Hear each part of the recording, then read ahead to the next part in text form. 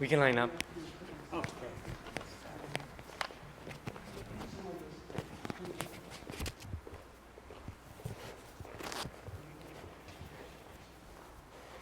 Hey, Nan. We can line up.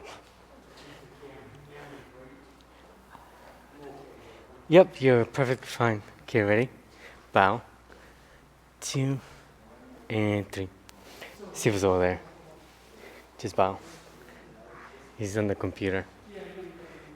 Okay, ready? 1, 2, 3. 1, 2, 3. 1, 2, 3. 1, 2, 3. 1, 2, 3. 1, 2, 3. And 1, 2, and 3. Palms in your waist. Right hand up. Side bends. 1, 2, 3. Switch. 1, 2, 3. Switch. So if you're on a stretch, try not to tilt. Keep your back straight. 1, 2, 3. Stretch this. 1, 2, 3. 1, 2, 3. 1, 2, 3. 1, 2, 3. And 1, 2, and 3. Okay. Stretch down. 1, 2, 3 to your right. 1, 2, 3 to your left. 1, 2, 3. Palms up. Inhale. Exhale. Again. Down. 1, 2, 3. 1, 2, 3. 1, 2, 3. Palms up. Inhale. Exhale. One time. 1, 2, 3. Switch. 1, 2, 3.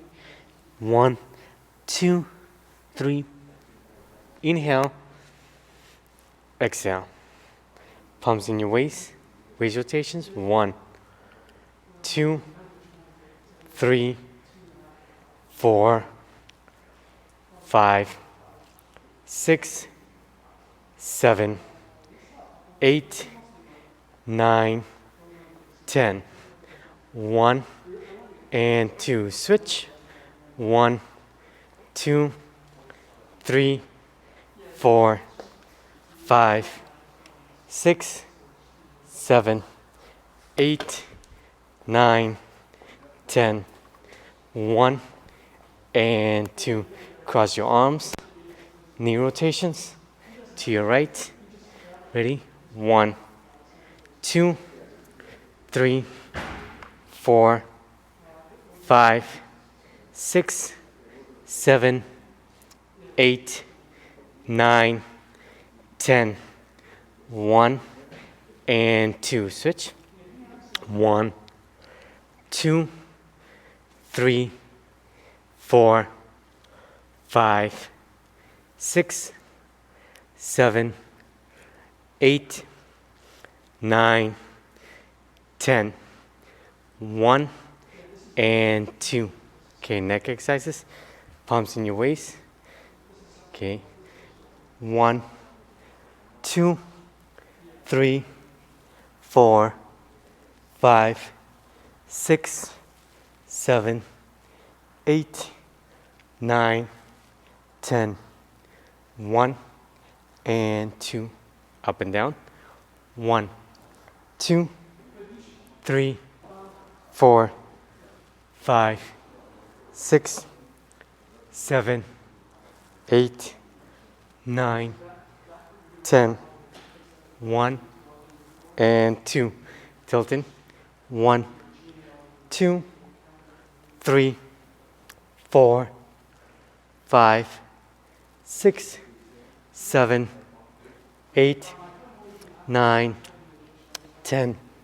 1 and 2. Rotations. 1, 2, and 3. Switch. 1, 2, and 3. Perfect. Deep breathing. Inhale. 1, 2, and 3. Open up. 1, 2, 3, 4. Turning. 1, 2, 3, 4, 5, 6, 7, 8, 9, 10. 1, 2, 3, 4, 5, 6, 7, 8, 9, 10. 1 and 2.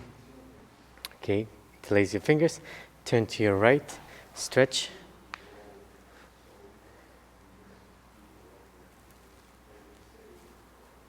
Switch.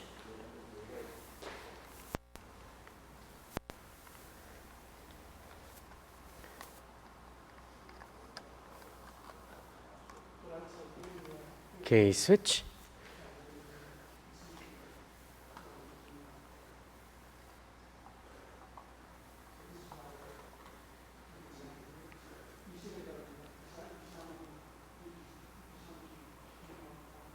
Switch.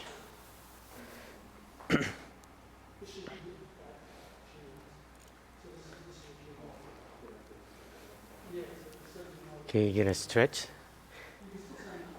Straighten out your knee. Just go as far as you can.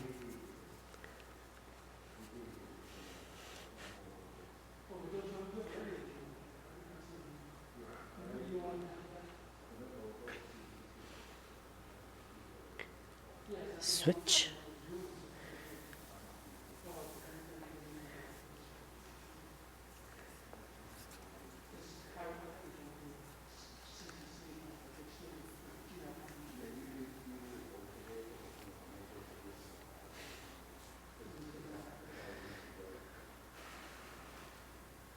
Okay, switch.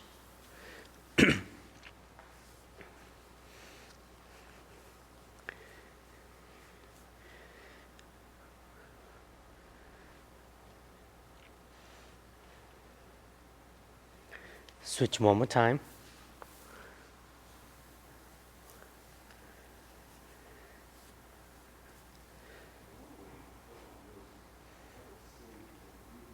Okay, middle.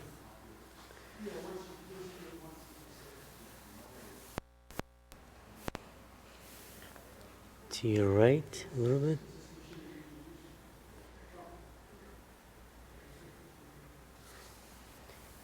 To your left.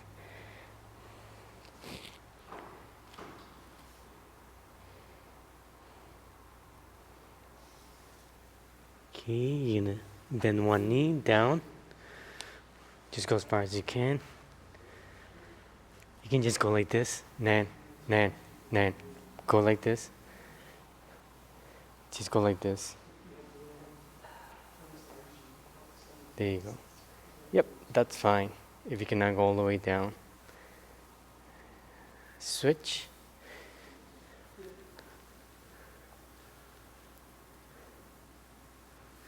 Try to keep your back as straight as possible. So if you're standing, ready, just go. Try. You can do this, but try to keep your back straight so you don't injure your back.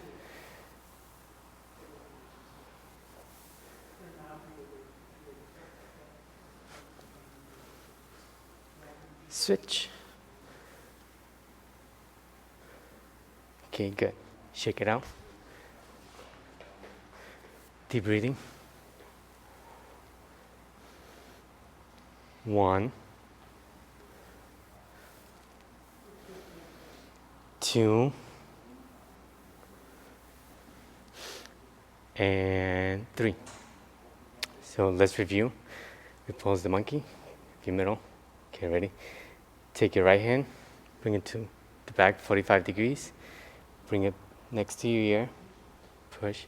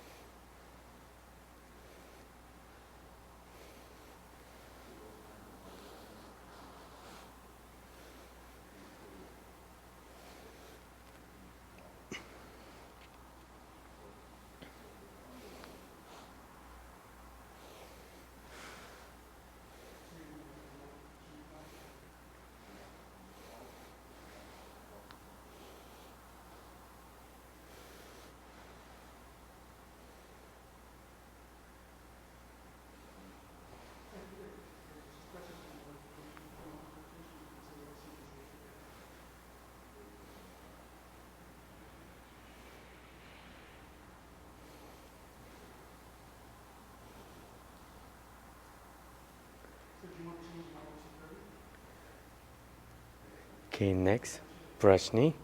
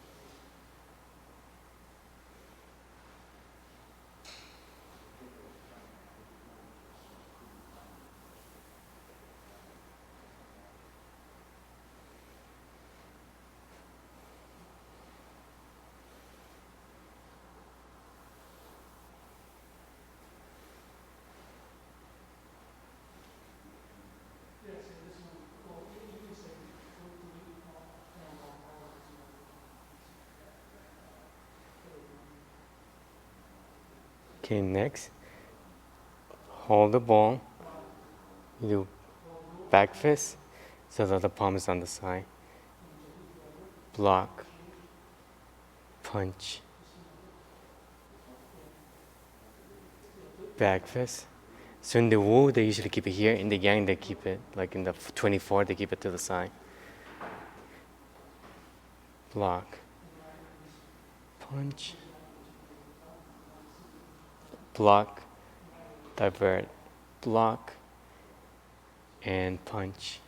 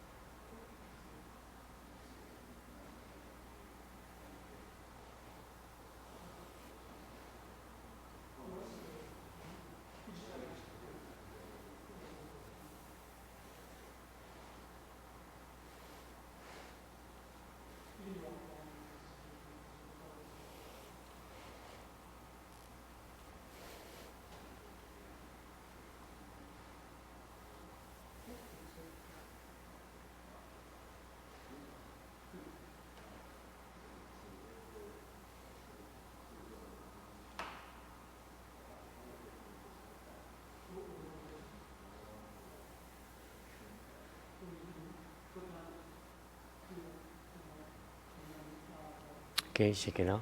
Deep breathing. Inhale, exhale. 1, 2, and 3. Okay, hold the ball.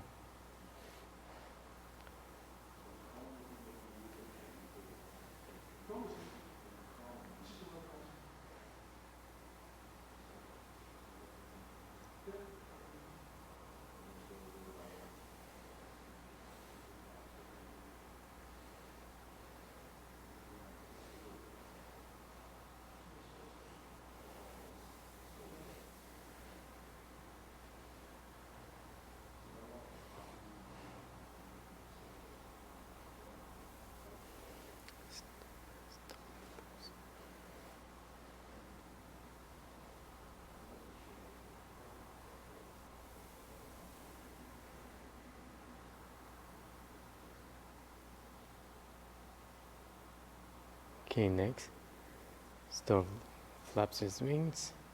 So it's about ear.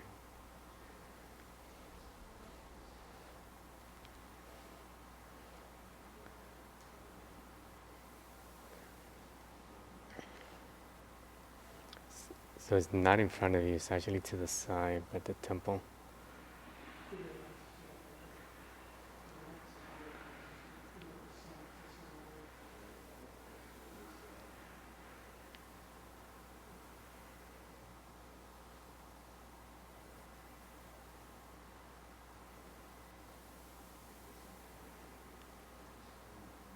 Okay, insert the needle. Yeah. So the Wu, the Yang 24, they do it on the side.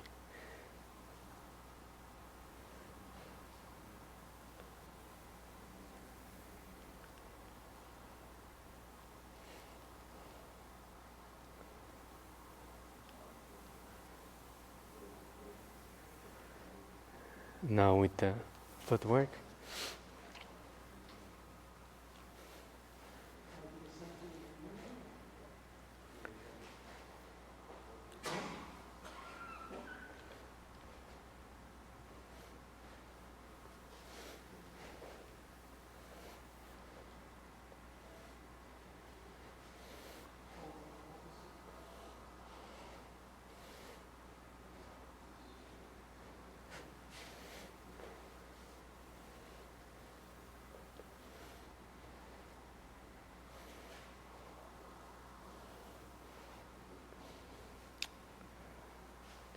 Okay, shake it out. Deep breathing.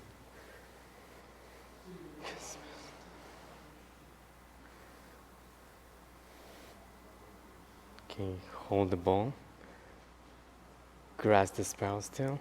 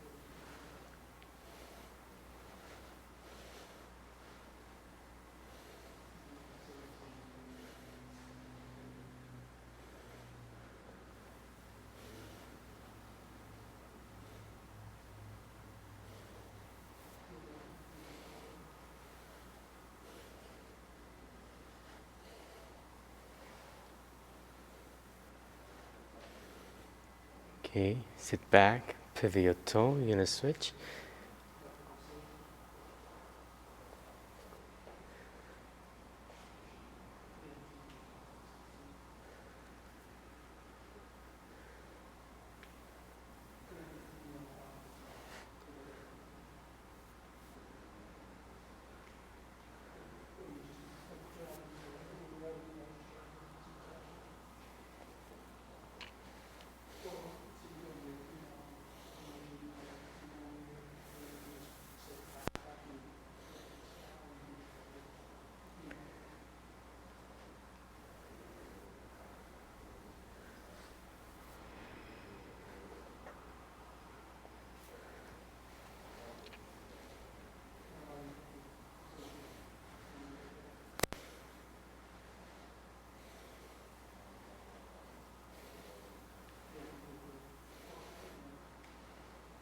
Okay, shake it out. Deep breathing. Palms up. Inhale. Exhale. 1, 2, and 3. Okay. Palm to the face.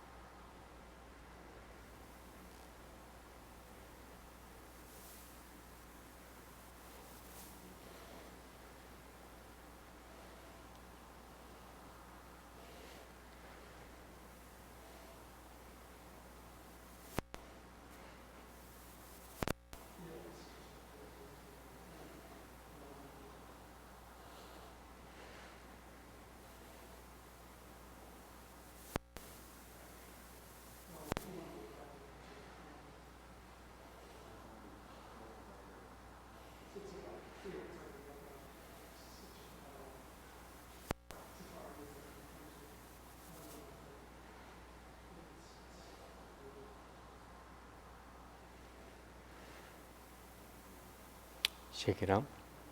Deep breathing. Inhale up. Exhale. 1, 2,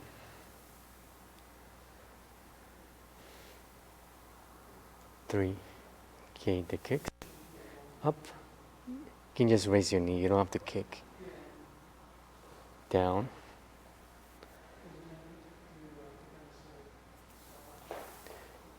Okay. Up.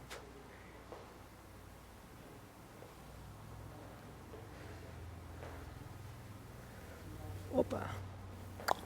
Little off balance today. Let's switch. Oh, I'm wearing my sneakers.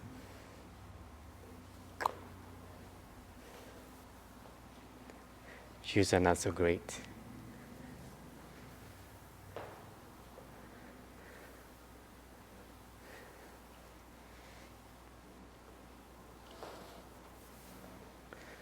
Up.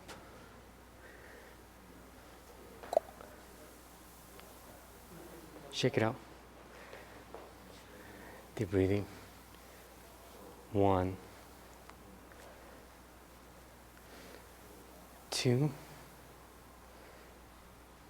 and 3. Okay, we'll do run to the sequence. 24. Okay. Okay. Preparation. Begin.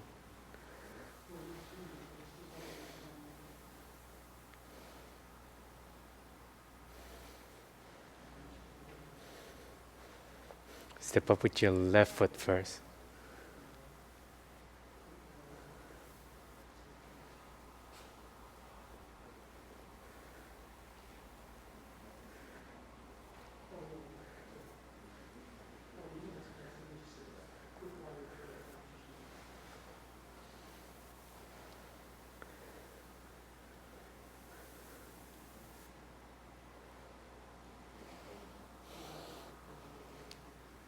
Brush knee.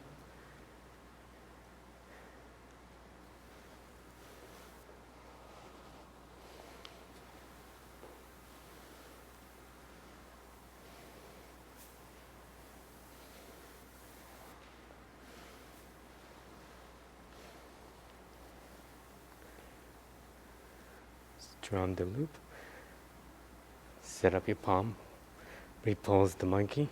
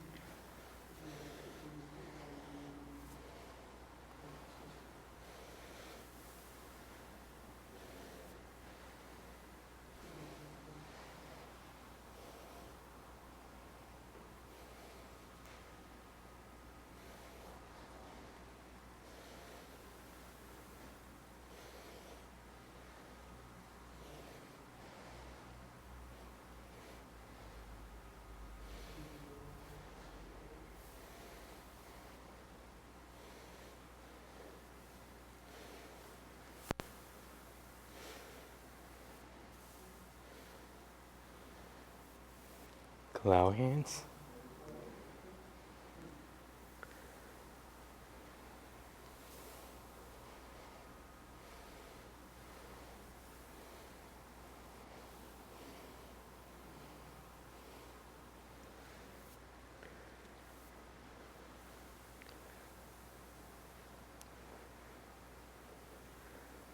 Palm to the face.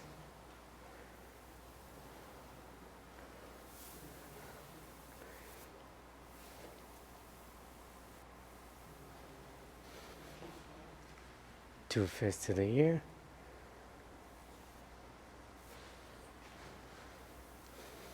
So raise your foot. You kick. Snake grips down.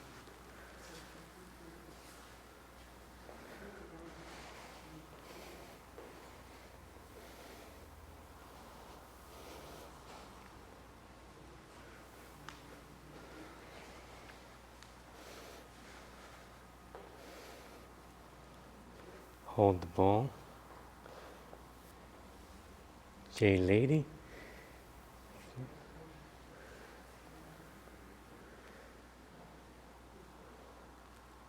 Insert the needle at the bottom of the seam.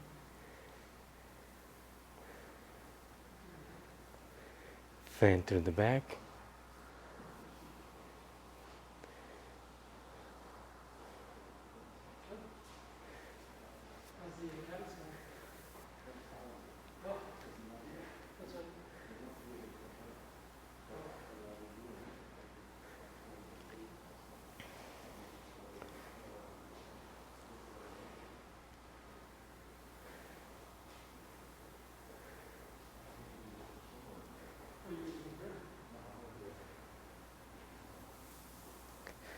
Okay, deep breathing. Inhale. Exhale. 1, 2, and 3. Okay, get a quick drink of water if you have a bottle, and then we'll review it again. Gonna change my shoes because I have the sneakers, but we'll be right back.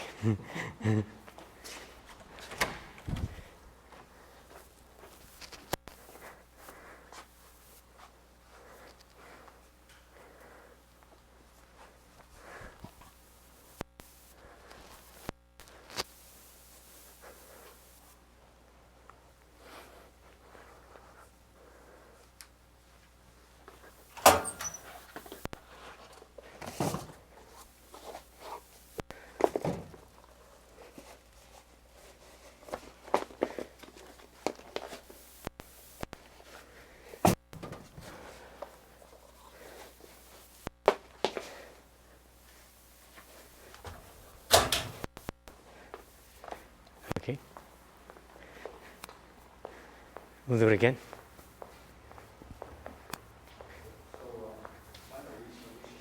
Yes, it's on live. Yes. So It's just running, right? no, no, So how do we go through 24? no, and we fine into the sequence. Is your mic on? I'm gonna turn mine off. Not yet. Okay. You tell me when to turn mine off. Am I on? Okay, so we'll run through the 24 and 42, see how it goes. All right, ready? Testing. Is it on? Oh, you know what? No, it's the red knob. I shut that down. Yeah, no, not there. Here. Testing 1, 2. Andy, I haven't seen you in a while. Okay. Okay, ready? Feet parallel, open.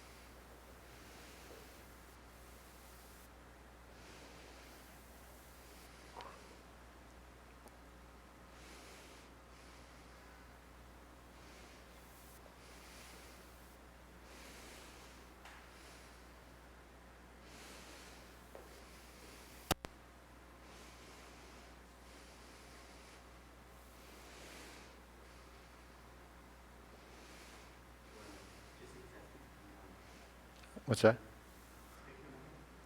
Speaker? Yep. No.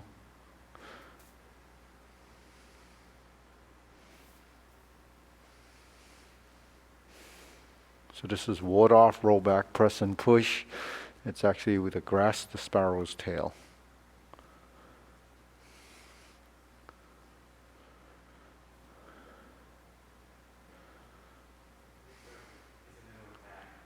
Little leg, yeah.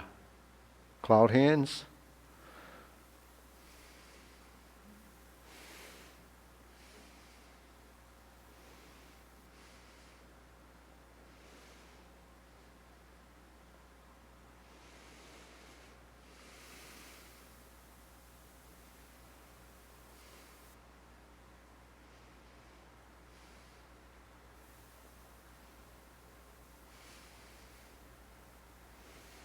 So this, we step off to the corner so we can move into this and then do the heel kick. The 2 punches to the ear. Turn. Squat down. Heel kick. And this to the back corner. Down. Golden cockerel. Stands on one leg. Down. Turn. Step out. Lift up. Toe pointing down if you can. Jade Lady Work Shuttle.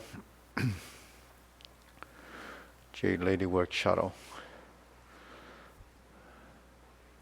Shift. Insert the needle. Fan for the back. Turn. Parry and punch.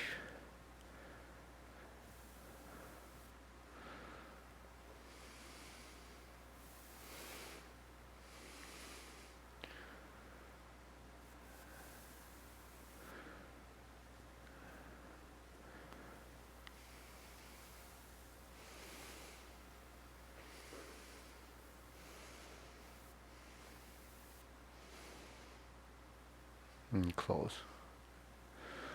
Okay, deep breathing, inhale.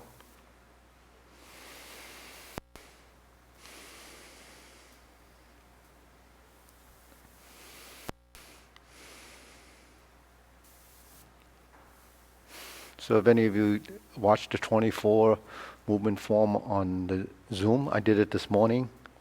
Oh, Kim, can you just put this on the counter there? So have you anyone watched the 24 on the Zoom? I always do a bunch of warm-ups in that class, and they're a little bit different. You know, the people that have done in the past would, Maggie, Shrilashu, we remember the drills that we did. We would stretch the wrists, and then we would, do just the flexibilities, just to get your arm moving, so you're doing this. So because the Yang Style Simplified form is a universal form, these exercises are pretty common among, any of the. So in the Beijing Physical Ed department, they would use these exercises as part of the training. And then stretching out sort of the shoulder and the arms over here. These are, a lot of different disciplines use this stretch. And then we do the regular stretches because we have the kicks, and then we do the circular movements. And then we do the circular movements here. That's going one way, and then we reverse. And reverse. And actually, we used to do it with the hands and the legs, so that's a little bit more tricky,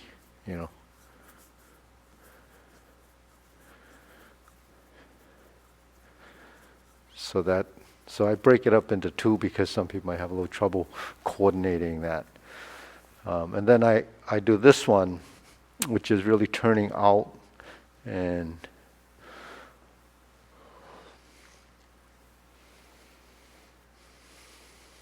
so that's, the the exercise that we do for the hip joints and also for the shoulders and the wrists. Because when you push out, if you have too much tension in the forearms, it doesn't allow your fist or your forearm to stretch. Because most of the control of your fingers is driven by the forearms, because the muscles that contract here actually kind of tie into the tendons that go down here too. So to have that, if there's tension, it's going to be a conflict. So this doesn't relax for this to open. This doesn't relax for it to hook. So we have to get kind of a stretch there. But stretching, you can feel it. But when you move, that's where the balance and motion has to come in. So the conflict of movement is the inherent tension that's in the forearms that doesn't want to release. So same applies when you're using the swords. When you're holding it too tight, it doesn't allow you to manipulate your wrists to have a good stroke. So if you're doing this, the wrist has to be, flexible.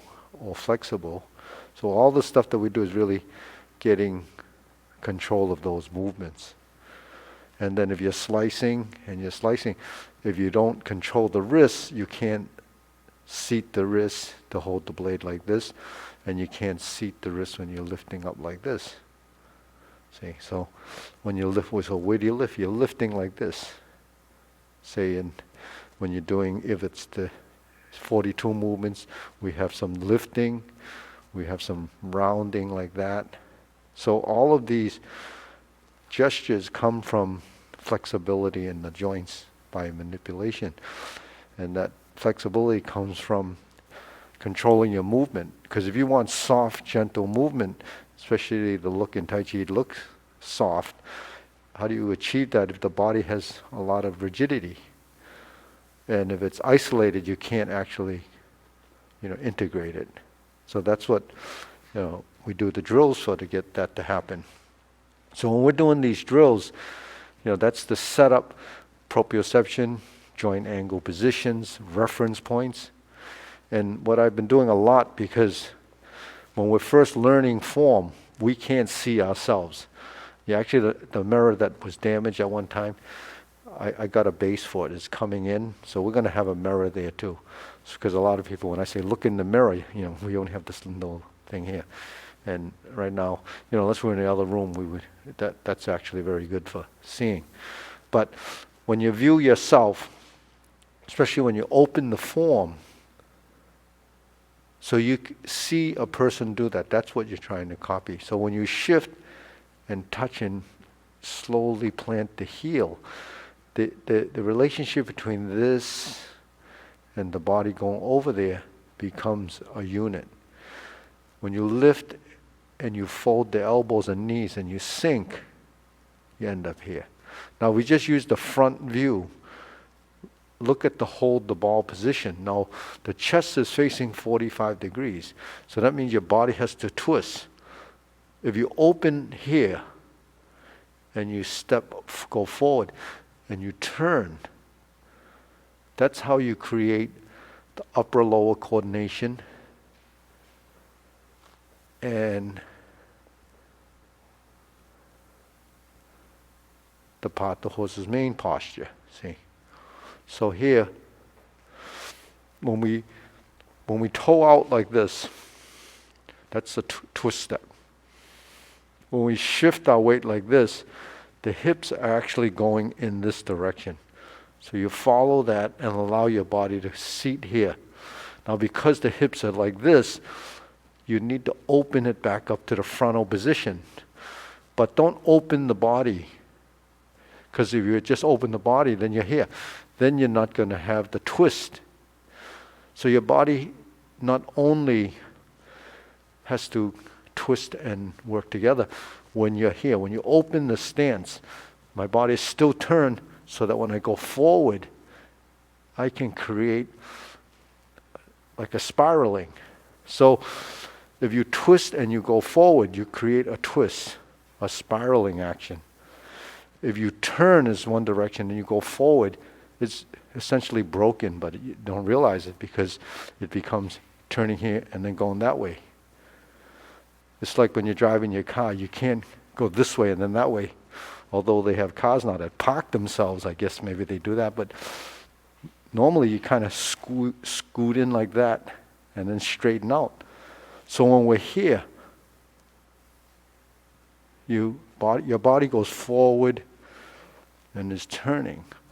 So the movement actually is driven by your torso and your legs. So that concept is not easy, on a physical level to do it, but we can understand it when we talk about it.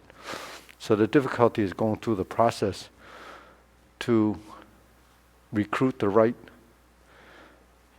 musculature based on what your brain thinks it should be doing. Now, if you can't recruit it, it's because there's a resistance, the conflict in movement. Right? So once we have pathomosis in here, we have the shift, the touchdown, the switch, and then the position. You see? So I call those kind of the phases of your movement. So when you shift like this, everything, even though I just did this with my legs, your upper body actually has to settle and relax. But at the same time, you don't want to lose your lower hand, because the lower hand has to do this and then reset to here. So that's what upper-lower coordination is, because you have to time the movement to generate that phase of movement. So when we're here, you have to shift, now slightly moving, turning, and turning, right? And then when we do this, we look for the back, and then this leg has to go out, and we brush knee and push. Now here, same thing happens. Step out, fold the elbow, and push. Now let this hand elongate. Don't have it stop here, because now this tension here. So there's so many things going on that you have to try to, capture that general look. So when we're here, 1, 2, 3. Step. 1, 2, 3. Now once we're going forward, your hand has to feel like it's settling here, seating this wrist, pushing this hand. And then we do it one more time, turn. Now when we go like this, you actually will counterbalance the movement by stepping out and pushing. Here's that same footwork, but we're going like this. And you find that torso position as 45 degrees. So that torso position at 45 degrees is the same torso position that's 45 degrees whenever you go to 45 degrees. So that's a muscle memory in the body, because we only think of gross muscle memory as maybe the arms do it, maybe the legs does it, but actually the whole body does it. There's a tremendous amount of detail in creating those minute things to get that phase of movement to be able to work together. Without that phasing, then it becomes broken. If you're doing technique or application, if you don't have the right phase, then the hands won't coordinate with the body won't coordinate with the legs, and it's going to be more isolated, or you're going to work off of a movement that's not efficient. So that's functionality. So the more integrated your body is, the functionality of the move becomes much more, it's much more natural, but then much more efficient. And, you use a lot less strength. So do you remain 45 Yeah. and then Yeah. you Yeah. spiral. Yeah. So it's as if your body, from this half to the lower half, have twisting, right? So when one hand does this, one hand does this, like you're wringing a towel, right? You have to go opposite. If you go like this, that's rolling. When you go like this is counter action. So counteraction is not only forward and back and balance like this, it's also when you turn and reset. There's that relationship. So when we're here and I'm here, this leg goes here, but my body stayed here. See? Because if I turn here, actually I'm going right to move left center. See? When I go to here, I go left here, out to move right center. So that happens when you brush knee, just turn. Right, so it's the same, but it's a little stylistic difference because the approach looks a little bit different because the Wu style is much more close. So you still have the driving from the torso. That's what the back, the lower lumbar area is. That's what is helping to drive that because your body is segmented. Right, so because the body is segmented, you're able to use your waist and you use your back and it ties together. But one of the things that, society doesn't allow you to do is they tell you not to turn your back, right? Because there's so many back injuries. It's not the turning of the back that's the injury, it's the fact that we don't turn the back that causes people to have injuries. Because we don't use it. So there's a lot of back injuries, but it's not because of the turning, it's because we've misused it. Or we haven't used it, now all of a sudden we did something and it's injured. So that's why people put this belt on when they're carrying things. It does give you some support if it's very heavy, like weightlifters do that. But actually it stabilizes you, you can't twist. Because if you were to twist with a big load on your back, you're going to hurt your back. So it's good for that, but it's not good for normal, functionality. You shouldn't be like that because you're just locking yourself up so that becomes stiff. You become like a board, and then arms move, and then you can't move at all. You have a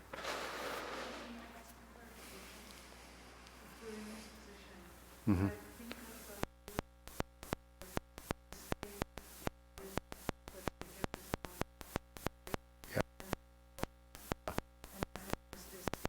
Yeah. But it's not the same for this. This is everything moving together. This is moving, but then you're resetting here. So I'm turning here. Then when I start to turn here, it resets, but it changes dimensionally up and down. Yeah. But this part and this part are operating. Yeah, this part and this part is operating at this point as a unit. Okay. At this point, I'm actually turning like this because I want to turn here and then here. So the upper body is directing, the lower body is driving. So it's much more directional and dimensional based on proprioception, body intelligence directionally. That follow up with that? So it looks like you're opening it, not, I think you want to keep the hip turned so that when you come forward, then it changes. So as you turn, your hips turn as well. So there is, see when you're here, now your hips are here. Now the first step, if you just step out, then your hips would be still turned and you can turn like that. But when you turn the hip to drive the leg, it gets that to go there. So it goes out, but then leave your torso slightly twisted. And then when you come forward, start to drive from the hip again. So it's not 1, 2, it's 1, 2, 1, 2, 1, 2. It's, so every time you make a transition, yeah. So every time you make a transition, there's a, sort of like breath and movement. You don't inhale and exhale with one movement.